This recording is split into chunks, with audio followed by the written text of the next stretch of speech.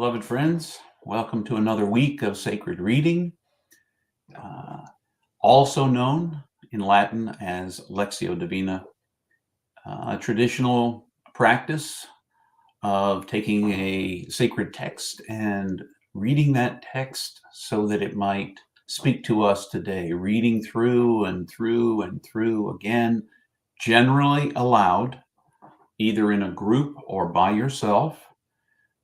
And seeing what word, phrase, image might speak into your life today. It might give you encouragement. It might call you out. It might remind you of something that you need to be more intentional about, whatever it may be. It's the belief that the scripture can speak today, and not just through Bible study, although Bible study is very important, but Bible study is often done with commentaries and exploring the original language, trying to understand what the author might have meant when they actually said the words in the context they were spoken. Lectio Divina is more about perhaps understanding that allegorically or metaphorically or literally, a word or phrase spoken in a sacred text may actually resonate deeply with us and invite us into something right now. We tend to mirror what we bring to the text sometimes, and that's okay. What's going to ring truest for you is probably something that's either bothering you or stirring in you.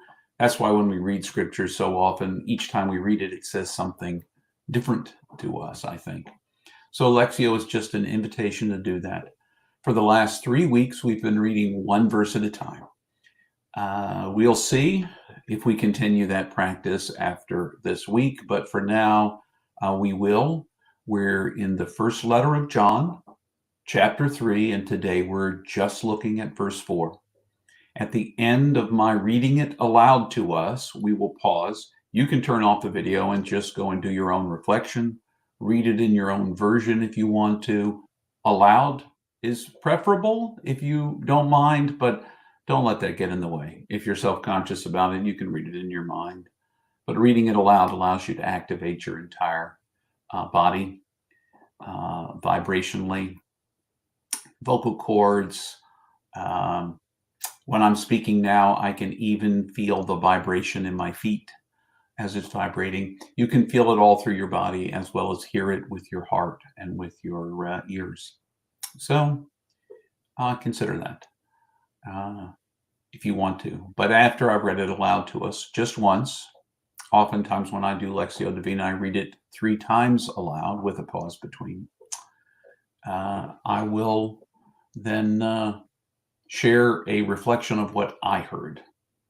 This isn't the exhaustive reality of what the text says. It's what it's said to me today. We did Lectio Divina again tomorrow, and I read the text again. Something else may speak to me. So each day is new, is fresh, and you can read the text with that in mind.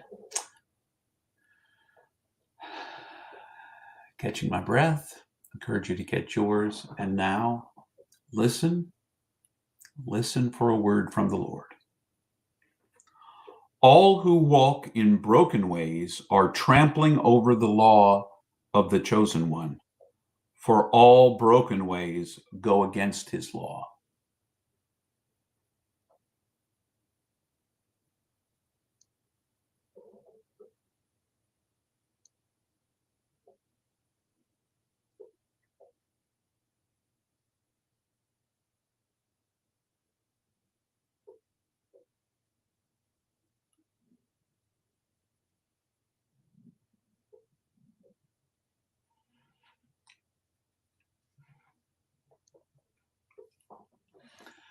For me today,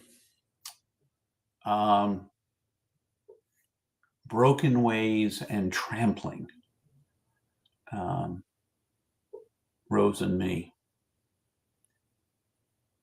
The image of a path that is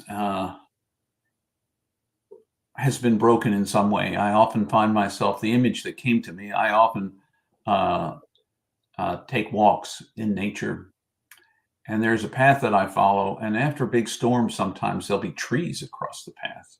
In fact, after some really big storms, there were trees so big that I really had trouble getting under or over or around them because they were big trees. Uh, and those paths were broken. I couldn't continue the path. I couldn't.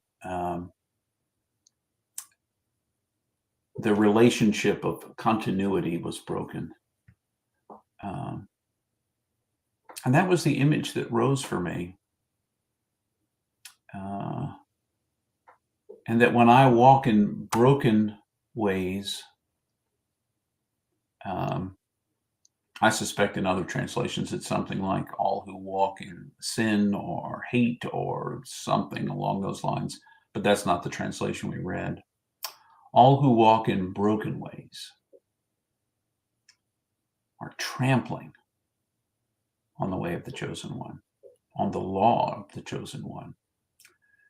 And we know from reading 1 John, but with a general eye to all that the sacred texts tell us, is that that the law of the chosen one is love.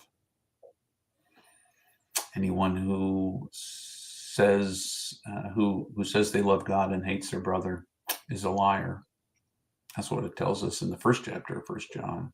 So this law of love gives me an opportunity to do an examination of my life today. How am I doing with walking in this law of love, or is my way, the path of the chosen one, broken in my life? I suspect it gets broken even if it's not in general broken. And how might I be attentive to not walking in broken ways?